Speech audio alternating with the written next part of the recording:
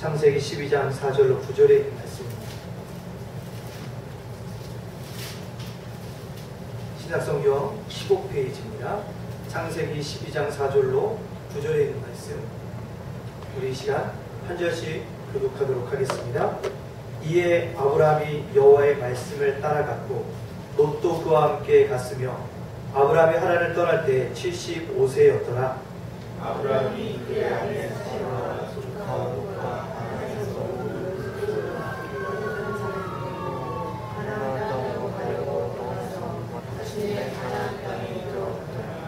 아브라함이 그 땅을 지나 세겜 땅 모레 상수리 나무에 이르니 그때가 가나안 사람이 그 땅에 거주하였더라. 여호와께서 아브라함에게 나타나 이르시되 내가 이 땅을 위해서 내게 주리라 하시니라. 자기에게 나타나신 여호와께 그가 그곳에서 자리를 쌓고 거기서 베델 동쪽 산으로 옮겨 장막을 치니 서쪽은 베델이요 동쪽은 아이라. 그가 그곳에서 여호와께 제단을 쌓고 여호와의 이름을 부르더니 아멘. 오늘 창세기 12장 4절과 9절에 있는 말씀을 짚고 우리 한번 다 같이 한번 읽어볼까요? 시작. 믿음을 순종으로 시작된다. 다시 한번 시작. 믿음을 순종으로 시작된다. 아멘. 우리가 금년에 교회 표어를 주제를요 축복의 통로가 되는 교회다라는 주제로 단련하고 있습니다. 그래서 지난주에는 우리가 복의 통로로서 어떻게 살아갈 것인가, 복이 무엇인가를 설교를 했습니다. 그래서 특별히 시편 1편을 듣고 설교를 했습니다. 성경에서 말하는 복 있는 사람은 기준이 있는 사람입니다. 뭐가 기준입니까? 말씀이 기준이 되어진 사람이 복 있다고 말씀드렸습니다. 누가 복 있는 사람입니까? 성경을 통해서 사명을 확인한 사람이 복 있는 사람이라고 말씀드렸습니다. 시편에서 누가 또 복 있는 사람이라고 말씀을 드렸습니까? 하나님 편에 서 있는 사람이 복 있는 사람이라고 말씀드렸습니다. 마지막으로요, 복 있는 사람이 누굽니까? 하나님의 말씀을 묵상하는 사람이라고 말씀드렸습니다. 우리가 복 있는 사람이라고 하는 그 복과 세상의 복과는 이렇게 차이가 있습니다. 세상의 복은 다 물질적인 복이라고 말씀드렸지만 우리의 복은 이러한 복입니다. 이러한 복들이 세상에 나눠줄 책임은 누구에게 있다고요? 저와 여러분에게 있다는 사실입니다. 복의 통로로서 이 사명을 감당하기를 간절히 소원합니다. 그렇다면 오늘 우리가 축복의 통로가 되어지는 교회, 두 번째 통로, 무슨 통로가 되어질까요? 믿음의 통로가 되어져야 합니다. 그러기 위해서 우리가 뭘 알아야 할까요? 믿음이 무엇인가를 우리가 알아가야 합니다. 그리고 나에게 그 참 믿음이 있는가를 뒤돌아보고 그 믿음을 간직하고 하나님과 세상을 연결할 수 있는 다리의 역할들, 통로로서의 역할들을 할 수 있는 우리 모두가 되어지기를 간절히 소원합니다. 한 여행자가요 그랜드 캐년에 여행 갔어요.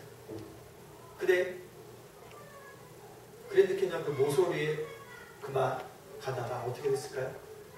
떨어지게 되어졌습니다. 불러 떨어집니다. 근데 그 여행객이 정말 간신히 작은 나뭇가지를 붙잡고 대롱대롱 매달리고 있습니다. 근데 그 사람이 그렇게 소리칩니다. 뭐라고요? 거기 위에 누구 없어? 라고 소리를 칩니다. 그때요 누가요? 하나님께서 음성으로 말씀하십니다. 내가 여기 있다. 나는 너의 하나님이다. 그렇게 얘기합니다. 내가 구해주마 라고 얘기하시면서 하신 말씀입니다. 근데 내가 구해주려고 내가 꼭 한 가지 묻겠다. 뭔데요? 너 정말 나를 믿느냐? 그랬더니 남들의 나뭇가지 잡고 있는 사람이 얘기합니다. 그럼요, 믿고 말고요. 제가 주일날 얼마나 열심히 나가서 예배를 드렸는데요. 새벽 예배도 가끔 나가서 새벽에도 부르짖었습니다. 주일날에 빼놓지 않고 갈 때마다 정성껏 준비한 예물도 드렸습니다. 제가 하나님을 믿죠. 다시 음성이 들립니다. 뭐라고요? 정말 나를 믿느냐? 정말 나를 믿느냐? 그렇게 물으니까요. 남떨어지게 그 작은 가슴 붙잡고 있는 사람이 얘기합니다. 제가 얼마나 당신을 사랑하고 있는지, 사모하고 있는지 하나님은 아마 모르실 겁니다. 저는 절대적으로 당신을 믿습니다라고 고백합니다. 그때 음성이 나온다고요. 좋아. 그렇다면 네가 잡고 있는 몰라라 나뭇가지를 놔라라고 음성을 들고 근데 한참 동안 아무 소리가 없어요. 그 사람. 그러더니 그 사람이 외치기 시작합니다. 뭐라고요? 거기 누구 다른 사람 없어. 우리의 믿음이 혹시 이렇지 않습니다. 믿음이 있노라고 하면서도 정말 믿음의 모습을 이러한 모습을 가지고 우리가 혹시 신앙생활하는 건 아닌지 우리 자신들이 한번 기도할까요? 오늘 본문은 믿음이 무엇인가를 우리들에게 잘 가르쳐주고 있습니다. 하나님은 아브라함을 믿음의 조상으로 세우시기 위해서 그를 갈대아 우르에서 부르셨습니다. 하나님께서 아브라함을 부르신 이유는 아브라함에게 믿음이 있어서가 아니라 그에게 꿈과 비전을 주시기 때문입니다. 하나님은 창세기 12장 1절과 3절의 말씀에 보면 아브라함에게 꿈과 비전을 줍니다. 뭐라고? 네가 내 말에 순종하면 내가 너에게 뭘 주겠다? 복을 주겠다라고 약속하십니다. 우리는 여기서 믿음이라고 하는 것은 하나님의 약속과 복을 받게 된다는 사실들을 알게 되어집니다. 그리고요, 아브라함에게 하나님이 약속하신 복은 세 가지입니다. 뭐라고요? 큰 민족을 이루게 하겠다. 복을 주어 내 이름을 창대케 하리라. 또 뭐라? 너는 복의 근원이 될지라 라고 이 세 가지의 약속을 주셨습니다. 저와 여러분도 이 믿음으로 주의 말씀 가지고 순종함으로 말미암아 이 세 가지 복들을 받아들이는 믿음의 사람이 되어지기를 간절히 소망합니다. 그렇다면 이 믿음의 통로로서 믿음은 무엇인가를 아브라함을 통해서 살펴보기를 우리가 간절히 소망합니다. 첫째로요, 믿음은 순종으로 시작됩니다. 믿음은 뭘로 시작된다고요? 순종으로. 믿음은 언제 어떻게 시작되는지 아는 사람이 별로 없습니다. 근데 언제 시작되어집니까? 4절에 있는 말씀입니다. 4절에 있는 말씀 다 같이 읽어볼까요? 시작. 이에 아브라함이 여호와의 말씀을 따라갔고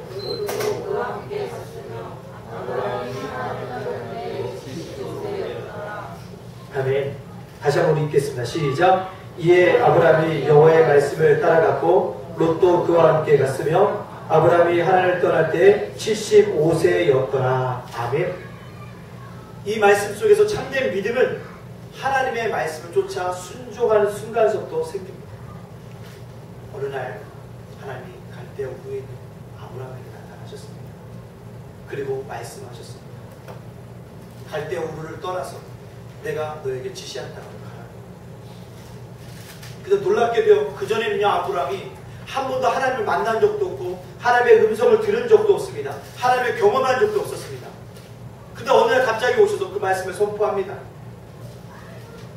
그때요, 놀라운 것은 그 말씀의 선포 앞에 그가 반응합니다. 그게 뭡니까? 믿음의 반응. 믿음으로 받아들입니다. 그렇습니다. 처음에는 우리가 믿음이라는 게 뭔지 모르고요, 교회 다니게 되어집니다. 그러다 뭐가 생겨요? 우리 안에 믿음이 생겨나는 것을 우리가 깨닫게 되어집니다. 남녀가 결혼을 하게 되면요, 임신을 하게 되어지는데, 미안한 얘기지만 임신할 때 여자들이 늘 즉각적으로 아는 게 아니에요. 몇 주일 지나고 나서 보면 뭐예요? 몸에 이상이 있고 혹시 이게 그것이 아닐까 생각해보고 났을 때 뭐가 합니까? 아기를 갖게 되어지는 것을 알게 되어진다는 사실입니다. 마찬가지입니다. 믿음도 생기는 순간 우리는 잘 모릅니다. 그러나 우리가 하나님의 말씀을 받아들이고 믿음이 생기기 시작한다는 거예요. 그리고요, 시간이 지날수록 믿음이 자라나게 되어집니다. 그러나 믿음에는요, 완성품이 없습니다. 믿음은 순종하는 만큼 큰 것입니다. 믿음은 행동하는 만큼 자라나게 되어집니다. 그 믿음과 대치되는 단어가 있다면 이성이에요. 이성은 뭡니까? 상식입니다. 지식입니다. 합리성이에요. 경험이 바탕을 이루고 만들어지는 것입니다. 그래서 우리 삶에 있어서 그 모든 이성이 바탕으로 진행되어지고 있음을 발견하게 되어집니다. 그러나 하나님은 이성으로 믿어지지 않습니다. 그런데 자꾸 사람이 자기의 이성을 가지고 하나님을 측량하려고 합니다. 어떻게 피조물인 인간이 창조주 하나님을 이해할 수 있겠습니까? 하나님을 믿어야 합니다. 이것이 믿음입니다. 순종함으로 하나님의 말씀을 우리가 믿을 때 이성은 그것을 우리에게 확인시켜 줄 뿐입니다. 이성도 필요하지만 하나님을 만나게 되는 길은 곧 믿음 뿐입니다. 하나님을 신뢰하고 그분의 말씀을 믿는 순간 믿음이 생겨나게 되어집니다. 교회를 몇십 년 다녀도요 말씀에 순종함이 없다면 그 사람에게는 믿음이 없습니다. 교회 얼마 다닌지 안 돼도 아니 1년이 안 됐다 할지라도 말씀에 순종하는 사람이 있다면 그 사람이 믿음의 큰 사람입니다. 그렇기 때문에 기록된 하나님의 말씀에 따라 순종하느냐 순종하느냐에 따라서 믿음의 크기가 결정되어집니다. 우리 히브리서 11장 8절에 있는 말씀 예찬 화면에 있는지 한번 내려주겠어요? 히브리서 11장 8절 말씀 우리 다 같이 한번 읽도록 하겠습니다. 시작! 믿음으로 아브라함은 부르심을 받았을 때 순종하여 장래 유업으로 받을 땅에 나아갔을 갈 바를 알지 못하고 나아갔으며 아멘. 믿음으로 아브라함이 부르심을 받았다. 하나님의 부르심을 받았다. 그때 나갈 때요 뭐라고요? 장래 유업으로 받을 땅에 나아갔어요. 여기서 믿음의 중요한 것을 깨닫게 되어집니다. 뭡니까? 장래의 기업을 받을 땅으로 나아갔다는 거예요. 믿음이라는 것은 현재의 보상이 아닙니다. 장래에 우리에게 주어질 받을 땅에 나가는 것이 믿음이에요. 그렇기 때문에 아브라함은 그것을 믿고 나갔어요. 그 400년이 지난 후에 이스라엘 민족이 가나안 땅에 정착하게 되어집니다. 그때서야 비로소 믿음의 결과물이 주어진다는 거예요. 또 히브리서예요. 히브리 기자가 아브라함의 믿음을 가리키고 재밌는 표현을 쓴 것이 있습니다. 뭐요? 갈 바를 알지 못하고 나갔다는 거예요. 누군가가 저에게 부산으로 가 그러면 어떻게든 부산으로 갈 교통편을 찾아서 갑니다. 승용차를 몰고 가든지 열차를 타고 가든지 새마을을 타고 가든지 KTX 타고 가든지 버스를 타고 가든지 어떻게든 가려고 합니다. 근데 하나님이 지시지 하지도 않고 떠나가라라고 얘기해요. 아브라함은 지시하지 어느 땅인지 모르고 순종하고 나아갈 때 그냥 갈 때 그에게 믿음이 생겼다는 거예요. 주님 뭐라 할까? 걱정하지 말고 가라. 이것이 바로 믿음입니다. 우리에게도 이런 믿음이 생기기를 간절히 소원합니다. 저도 이 교회를 개척할 때요 주님 어느 곳으로 가야 되는지 모른다고 했을 때요 사실 수원에 연고도 없습니다. 아는 사람도 하나도 없어요. 수원에 미안한 얘기가 아는 목사님도 없었습니다. 그때 서울에 계셨던 몇 명의 집사님들은 서울로 오라고 구리시로 오라고 그때 나를 인도했던 곳이 바로 이 수원이었습니다. 믿음, 순종으로 하나님이 가라고 하고 때 갔을 때 우리의 믿음이 우리 믿음의 여행이 시작되어진 줄로 믿습니다. 그렇다면 믿음은 무엇일까요? 믿음은 말씀을 따라가는 것입니다. 우리 4절에 있는 말씀 다 같이 한번 읽어볼까요? 본문에 있는 4절의 말씀입니다. 시작! 이에 아브라함이 여호와의 말씀을 따라갔고 롯도 그와 함께 갔으며 아브라함이 하나님을 떠날 때 75세였더라. 아멘! 이 말씀을 제가 수요일날 문자로 드렸습니다. 받아보셨죠? 읽어보셨습니까? 제가 이 말씀 드렸습니다. 제가 이 말씀을 드린 것은 이 믿음에는요 가짜 믿음이 있고 진짜 믿음이 있다는 사실입니다. 4절에는 두 사람이 나옵니다. 누굽니까? 아브라함과 아브라함의 조카 누구요? 롯이 나옵니다. 근데요 둘은 따라가는 건 똑같은데 결과는 틀렸습니다. 아브라함은요 뭘 쫓아갔다고 했습니까? 여호와의 말씀을 따라갔고 근데 저 롯도 누구와 함께 갔다고요? 그와 함께 갔으며 그가 누굴까요? 아브라함. 사람을 따라갔다는 사실입니다. 따라가는 것은 비슷하지만 전혀 다른 결과를 낳을 수밖에 없습니다. 왜요? 아브라함은 말씀을 따라간 것이고 롯은 아브라함만 쫓아갔다는 사실입니다. 우리의 믿음이 언제 드러나게 되어집니까? 평안할 때 드러나지 않습니다. 위기의 순간, 고통이 올 때, 역경에 부딪혔을 때 진짜 믿음을 가진 사람은 그것을 극복합니다. 하나님이 보이지 않고 하나님의 음성이 들리지 않고 정말 다 죽을 것 같은 위기 속에서 그는 견뎌냅니다. 하지만 가짜 믿음은 그렇지 않아요. 자기가 믿음 있는 것처럼 위선한 사람만을 쫓아다니는 사람들, 그 가진 믿음들, 인간적인 믿음을 가진 사람들은 겉모양은 화려하지만 위기가 부딪혔을 때, 역경에 부딪혔을 때 쉽게 포기하고 좌절하고 절망하고, 이것이 가짜 믿음이에요. 그렇기 때문에 진짜 믿음은요, 말씀을 따라가야 합니다. 미안한 얘기지만요, 목사나 교회를 따라다니지 마십시오. 사람을 따라다니지 마십시오. 그렇게 되면 꼭 얻는 것이 있습니다. 뭘까요? 실망과 상처뿐입니다. 사람을 따라다니지 말고 우리 뭘 바랍니까? 예수님을 바라봐야 합니다. 사랑하는 성도님들, 우리 예담교회 성도님들은요, 물론 저도 바라봐야겠지만 저보다 더 크시고 예수님을 바라볼 수 있는 믿음의 사람들이 되어줘야 될 줄로 믿습니다. 아멘. 그러기 위해서요, 우리 말씀을 쫓아가요. 우리 또 한 번 기억할 것은요, 우리가 위대한 사람 옆에 있다고 위대한 사람이 되는 것은 아닙니다. 배부른 사람 옆에 있다고 내가 배부른 것이 아닙니다. 영적으로 큰 믿음을 가진 사람이 옆에 있다고 내가 큰 믿음을 가진 사람이 아니라는 사실이에요. 그러기 위해서 어떻게 해야 합니까? 말씀을 따라가요. 내가 믿어야 하는 것입니다. 우리 목사님 큰 믿음을 가졌어. 내가 큰 믿음의 소유자가 되어야 합니다. 그러기 위해서 뭐예요? 말씀을 따라가고 순종하고 그 말씀을 가지고 씨름하고 고민해야 합니다. 그럴 때 뭐 할 수 있어요? 믿음의 사람들이 되어질 수 있습니다. 성경에 보면 고린도 교회의 문제점이 여러 가지가 나오는데 그 중에 한 가지가 무엇이냐면 예수님을 따라가야 되는데 사람을 따라. 나는 바울을 따라가는 바울파야. 나는 아볼로를 따라가니까 아볼로파야. 나는 베드로를 따라가는 사람이야. 베드로파야. 이렇게 나누어지고 있다는 것입니다. 우리 고린도전서 1장 12절과 13절에 있는 말씀 한번 볼까요? 다 같이 한번 읽도록 하겠습니다. 시작. 내가 이것을 말하거니와 너희가 각각 이르되 나는 바울에게, 나는 아볼로에게, 나는 게바에게, 나는 그리스도께 속한 자라 한다는 것이니 그리스도께 어찌 나누었느냐. 13절입니다. 시작. 바울이 너희를 위하여 십자가에 못 박혔으며 바울의 이름으로 너희가 세례를 받았느냐. 아멘. 중요한 게 뭐예요? 우리는요, 기억해야 될 건 사도 바울 위대한 사람.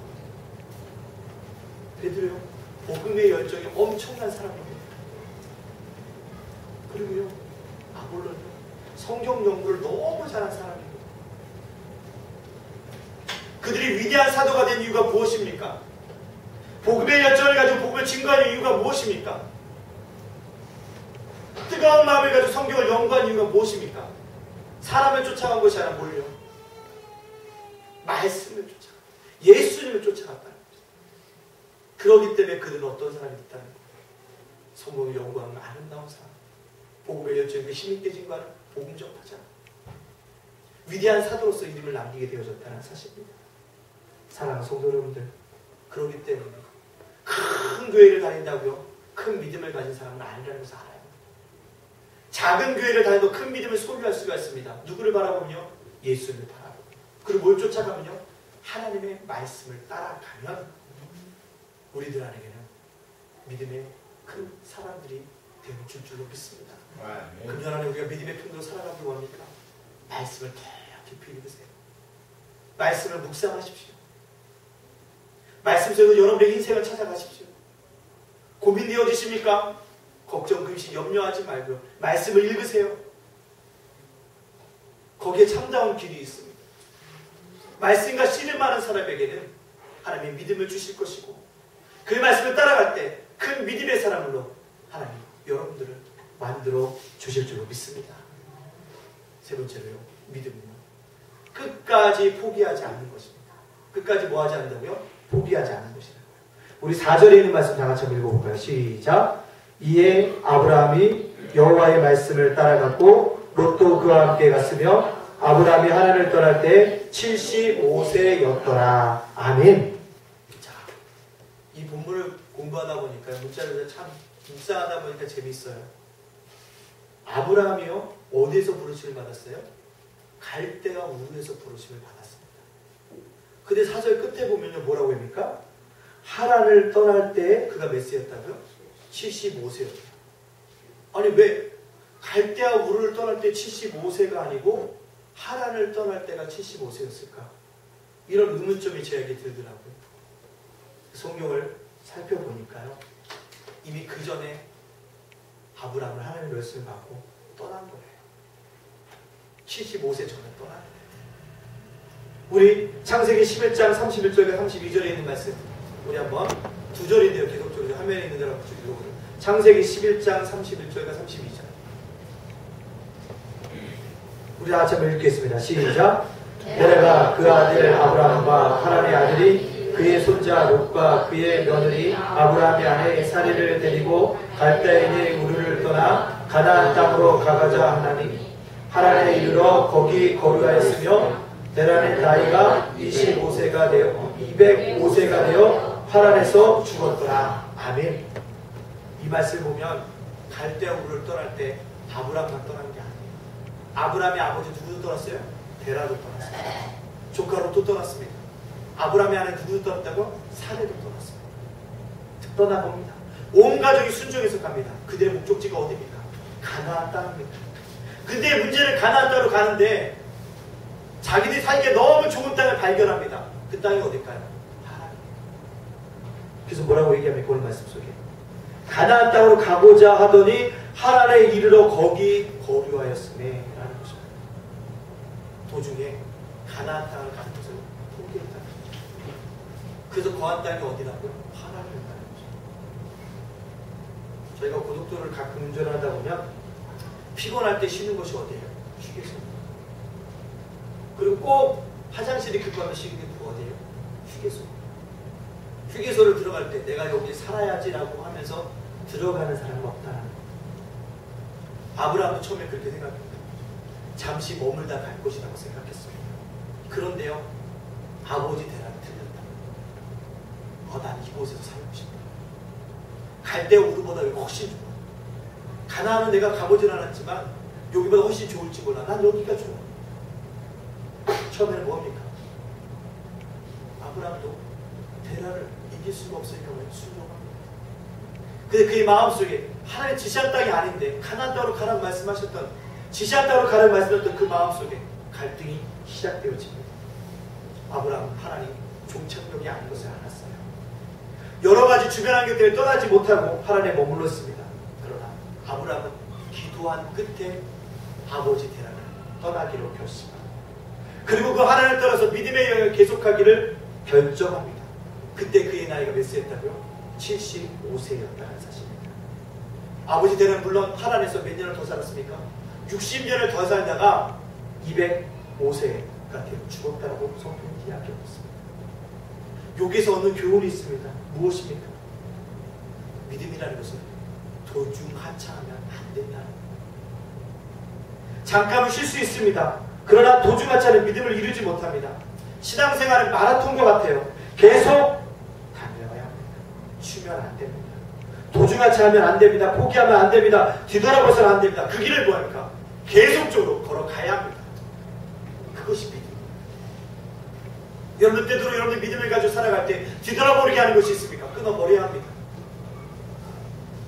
여러분들의 마음이 잠시 흔들리니까 아니에요. 달려나가야 합니다. 저와 여러분이 예단교회에 모여두시고 하나님의 뜻이 있는 거예요. 함께 이뤄가야 되는 것입니다. 도중하지 않은 것은 아닙니다. 또한 여기서 어느 또 하나의 교회를 봅니다. 믿음이라는 것은 오래 사는 것이 중요한 것이 아니라 어떻게 믿음으로 사느냐가 더 중요한 것인가를 보여줍니다. 인류의 꿈은 오래 사는 것입니다. 그러나 성경에서 말하는 믿음은 뭡니까? 어떻게 믿음을 가지고 있다가 살아가느냐가 중요하다.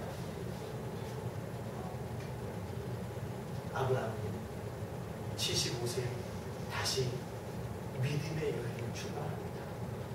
다시 시작한다는 것이 복이 있습니다. 다시 시작하는 것이 믿음입니다. 다시 시작하는 것이 용기입니다. 다시 시작하십시오. 다시 시작할 때 늦은 나이는 없습니다. 아브라함은 75세 때 출발했잖아요. 시작하는 나이가 바로 믿음의 나이입니다. 아브라함이 비록 아버지 대로 헤어지는 아픔이 있었지만 아버지의 말씀보다 하나님의 말씀을 따라 더 순종하는 게 용기로 말미암아 믿음의 여행을 계속할 수 있었습니다. 그리고 인생의 마지막 순간에 뭐라고요? 믿음의 조상이라고 인정함을 받았습니다. 우리들도 끝까지 포기하지 않는 믿음을 가지고 달려나가기를 간절히 소원합니다. 어제 친구 목사가 갑자기 교회를 사임했는데 너무 힘들어해서 저희 가족이 함께 식사 초대를 하면서 불렀어요. 근데 그 친구 목사님 너무 할 말이 많은 거예요. 근데 늦은 밤까지 있었으면 좋겠지만 전 오늘 뭐가 있었어요? 새벽 예배도 있고 예배가 있어서 제가 9시쯤 일어났습니다. 그랬더니 그 친구가 하는 얘기가 깜짝 놀랐는데, 아니 새벽 예배를 주일날 드리는 교회가 있는데 왜? 그랬더니 요즘은 주일날 새벽 예배 안 드려. 그게 추세래요. 그래서 그런지 모르겠지만 요 주변에 있는 교회들 제가 미안하지만 주보를 다 모아보거든요. 주보를 제일 많이 모으거든요. 가장 새벽 예배를 뜨겁게 하는 교회는 요 건너편에 있는 어떠한 교회입니다. 우리 새벽 예배 거치고 전도지를 들고 나가다 보면 그 교회에서는요, 부르짖는 소리가요 완전 군대 소리예요. 그 교회를 보면서 부러우면서 갑니다. 근데 미안하면 대부분 교회는 새벽 예배를 안 해요. 안 합니다. 사랑하는 성도님들, 새벽 예배 시작했다 중단하신 분 있습니까? 다시 시작하십시오. 성경을 읽다가 다시 포기하신 분 있습니까? 다시 시작하십시오. 제가 이 말씀을 드리는 것은 교회가 자랑하기 위한 것이 아니라 우리가 믿음을 지켜가기 위해서 끝까지 달려나가야 한다는 거예요. 그럴 때 우리가 뭐예요? 믿음의 통로로서 쓰임받을 수 있다는 사실입니다. 그것을 기억하고 다시 시작합시다. 끝까지 포기하지 맙시다. 믿음의 이루시는 역사를 이루시는 하나님의 역사를 바라보면서 달려나가기를 간절히 소원합니다. 그래서요, 깜짝 놀란 게 있어요. 자기 친한 목사가 천천동에 근데 교회를 사서 왔대요. 그래? 누군데? 나는 모르는 목사님입니다. 근데 저희가 여기 전도하러 갔다가 여기 교회, 영천교회가 문을 닫으면서 12강조의 교회가 왔다는 얘기를 들었어요. 혹시 그 교회냐? 그랬더니 그 교회가 맞대요. 근데 그 교회가요, 그 교회 건물을 샀는데요, 개척한 지 만 4년 만에 샀대요. 그 얘기를 받아도 영적인 도전이 되는 거예요. 안 된다고 하는 것이 아니라 뭐 하더라? 은혜가 돼서 우리가 우리의 자리를 지켜보고 끝까지 포기하지 않으면 우리에게는 뭐가 주어지겠구나. 아름다운 성전도 주어질 수 있고 믿음의 결과물도 주어질 수 있다는 사실들을 우리에게 보여주고 있습니다. 사랑하는 성도님들, 우리 기독교회 함께 끝까지 포기하지 않고 믿음의 경주를 달려나갈 수 있는 믿음의 사람들이 되어지기를 간절히 바랍니다. 아멘. 네 번째로 믿음은 무엇입니까? 예배 가운데 머무는 삶. 오늘 본문 7절에 있는 말씀을 다 같이 한번 읽어볼까요? 시작. 7절. 예찬아, 7절 좀. 네. 7절. 네. 되게 생각보다 어렵습니다. 맞추기가. 우리 7절 말씀 한번 읽어볼까요? 시작. 여호와께서 아브라함에게 나타나 이르시되 내가 이 땅을 내 자손에게 주리라 하신지라. 자기에게 나타나신 여호와께 그가 그곳에서 제단을 쌓고. 아멘. 그것을 뭘 쌓다고요? 제단. 하나님의 임재가 나타나죠. 가나안 땅에 인도하셨을 때 자기의 비전과 믿음을 확인시켜준 그 하나님 만났을 때가 비로소 그것을 뭐 했다고요? 제단을 쌓게 되었다. 제단을 쌓았다는 얘기가 뭡니까? 예배를 드렸다는 것입니다. 믿음이라는 것은요, 하나님을 만나는 것입니다. 하나님을 만나는 순간에 우리가 뭐입니까? 예배를 드리는 것입니다. 진짜 믿음을 가진 사람은 예배를 드립니다. 진짜 믿음을 가진 사람은 예배 가운데 머무는 삶을 살아갑니다. 우리 모두에게도 예배의 삶이 아니라 예배에 머무를 수 있는 삶들을 살아가기를 원합니다. 여러분들 꼭 기억하십시오. 예배는 단 한 번 잘 드릴 수 있어요. 예배는 단 한 번 드릴 수 있어요. 잘. 그러나 예배 가운데 머무는 삶을 살아가야 한다는 거예요. 나의 삶이 오늘도 예배야. 내가 직장 생활해도 이것이 예배야. 내가 학교 생활해도 이것이 내가 가정생활에 그것이 예배 안 하고 내 스스로를 바라볼 때 그것이 예배에 머무는 삶입니다. 미안한 얘기지만요. 목사 배우 일주일에 한 번 가면을 쓰고 선한 목사처럼 할 수 있어요. 그렇다면 성도들도 일주일에 한 번 예배 드릴 때는요, 아름다운 성도의 모습으로 가면을 쓰고 예배 드릴 수 있다는 사실이에요. 그것은 예배를 드리는 것이 아니에요. 예배에 머물러야 합니다. 예배에 머물러야 합니다. 예배 드릴 때도 그 만족했던 은혜를 가져, 그 감사했던 축복들을 내가 어떻게 삶 속에서 머물러야지. 오늘 아브라함은 머무르는 삶을 산다. 믿음이 놀아가면 그저 열심히 봉사합니다. 근데 봉사는 이제 사역이에요. 근데 그 사역도요, 미안하지만 진정한 사역은 예배에서 흘러나오는 믿음의 결과물이어야 합니다. 참된 예배 없이 사역을 계속하게 되면 탈진하게 되고 교만하게 되고 자고하게 되고 우쭐하게 되죠. 그래서 저도요, 설교를 준비하다가요, 때때로 참 인터넷이라는 게 좋아서 여기저기 목사님 설교를 들어요. 그럴 때 또 누구 설교도 듣냐니까 부교육자들 설교도 듣습니다. 어느 교회는요, 설교를 들으면 담임 목사님보다 그 교회 부교육자가 훨씬 설교 잘해요.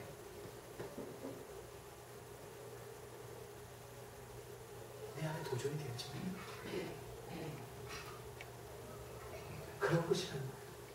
사랑하는 성도 여러분들, 우리는 예배에 얼마만큼 머무는 삶을 통해서 여러분들 믿음이 드러난다는 사실을 기억하십시오. 얼마나 믿음이 있느냐는 내가 주님에서 얼마나 헌신하고 수고하고 많은 일을 하느냐가 아니라 예배 가운데 깊이 들어가서 머물고 있느냐가 사람의 믿음을 말씀해 주고 있습니다. 예배가 무엇입니까? 하나님의 임재를 느끼는 순간입니다. 하나님을 만나는 순간입니다. 하나님을 만난 사람은 결국 사역을 지치지 않고 피곤치 않고 감당할 수 있습니다. 예배 없이 사역을 하는 사람은 오래가지 못하고 넘어집니다. 자, 우리 8절과 9절에 있는 말씀 다시 한번 읽어볼까요? 시작! 거기서 베델 동쪽 산으로 옮겨 장막을 치니 서쪽은 베델이요 동쪽 나이라. 그가 그곳에서 여호와께 제단을 쌓고 여호와의 이름을 부르더니. 아멘. 예배가 머문 삶이라고 한다면 여호와의 이름을 불러야 합니다. 여러분, 금년 아니 이번 일주일 동안 살면서 여호와의 이름을 얼마나 불러봤습니까? 여러분, 여호와의 이름을 선포하고 여호와의 이름을 높이며 여호와의 이름을 찬양할 때 예배가 이루어지는 줄로 믿습니다. 우리는요, 내 이름을 부를 때가 많아요. 그러나 우리는요, 주님의 이름을 불러야 합니다. 내 이름을 부르는 것보다 여호와의 이름을 불러야 합니다. 여호와의 이름은 무엇입니까? 바로 예수 그리스도입니다. 모든 이름에 높이를 받으시고 존귀와 영광을 받으시기 합당한 그분의 이름들을 불러야 하는 것입니다. 저와 여러분들, 예수님의 이름으로 충만하시기를 간절히 소원합니다. 아멘. 말씀을 마치려고 합니다. 우리는 축복의 통로가 되자는 주제로 합니다. 복의 통로가 되는 것, 복이 세상과 다른 복을 알았습니다. 그러면 믿음을 보여줘야 돼요. 뭘요? 참 믿음을 보여줘야 합니다. 참 믿음을 뭘로 시작한다고요? 순종으로 시작되어집니다. 우리가 하나님의 말씀을 따라가고 순종하고 끊임없이 포기하지 않고 주님을 쫓아가고 예배 가운데 머무는 삶들을 통해서 이 믿음의 통로로서 세상 사람들에게 그 믿음을 전해줄 수 있는 믿음의 사람들이 되어지기를 간절히 소원합니다. 그래서 정말로 믿음의 통로로서 살아갈 수 있는 우리 모두가 되어주시기를 주님의 이름으로 축복합니다. 아멘. 이 시간 우리 함께 기도하기 원합니다. 주님, 함께 기도해요. 뭘 위해서 기도해야 됩니까? 주님, 우리가 믿음의 통로로서 하나님과 세상을 연결하기 원합니다. 그렇다고 해서 우리가 믿음을 가지고 순종으로 시작되어진 그 믿음을 내가 간직하게 하여 주시옵소서. 주님, 하나님의 말씀을 따라갈 때 내게 믿음을 주시옵소서. 아버지 하나님, 끝까지 포기하지 않는 믿음을 나에게 허락하여 주옵소서. 예배의 삶에 머무르는 그러한 삶을 살아갈 수 있도록, 믿음의 삶을 살아갈 수 있도록 인도하여 주소서. 세상에 참 믿음이 가진 자가 어떻게 살아가는지를 보여줄 수 있는 믿음의 사람들에게 역사하여 주시옵소서라고 이 시간 우리 함께 큰 소리로 통성으로 결단의 기도를 주 앞에 올리도록 하겠습니다. 함께 기도합니다. 사랑하는 하나님, 부산 하나님 감사합니다. 오늘도 우리가 기도하며 남대 나갑니다. 역사하며 나갑니다. 아버지, 우리 부족합니다. 우리가 연약합니다. 주님. 그러나 우리 가운데 주님께 사랑해 주시고 우리 가운데 주님께 인도하셨던 역사해 주시고 함께하여 주시고 원합니다. 아버지 하나님 도와주세요. 아버지 하나님 그래서 우리들의 믿음을 볼게요. 하나님과 세상을 연결하는 이 믿음의 통로로서 쓰임받기를 원합니다. 그러기 전에 이 믿음을 내가 아버지 보여주게 하여 주세요. 순종으로 시작되어질 것입니다.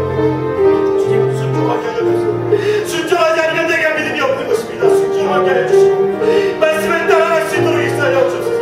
아버지 목사나 교회나 사람을 따라가지 않도록 인도해 주시고 말씀을 쫓아감으로 말미암아 승리의 삶을 살아가게 해주소서. 그것이 진짜 믿음인 것을 기억하겠습니다. 참 믿음이 날과 끝까지 포기하지 않는 것입니다. 예단하게 끝까지 포기하는 것. 아버지 나라가 같이 할 수 있는 아름다운 역사, 아버지 아름답게 역사할 수 있는 아름다운 역사 일어날 수 있도록 아버지 하나님께서 우리 인도하여 주시는 귀한 역사 우리 속에 일어날 수 있도록 역사해 주시고 함께하여 주시기 바랍니다. 아버지 또한 우리 영이 예배 가운데 머무르기로 합니다. 예배 한번 드리는 것을 만족하는 것이라 모든 상가사 속에서 예배가 내 삶에 아버지 머무러지는 은혜를 내가 경험할 수 있도록 역사해 주시고 함께하여 주시옵소서. 그래서 내가 머물게 하시고 주님께 주님 좀 믿고 감사하며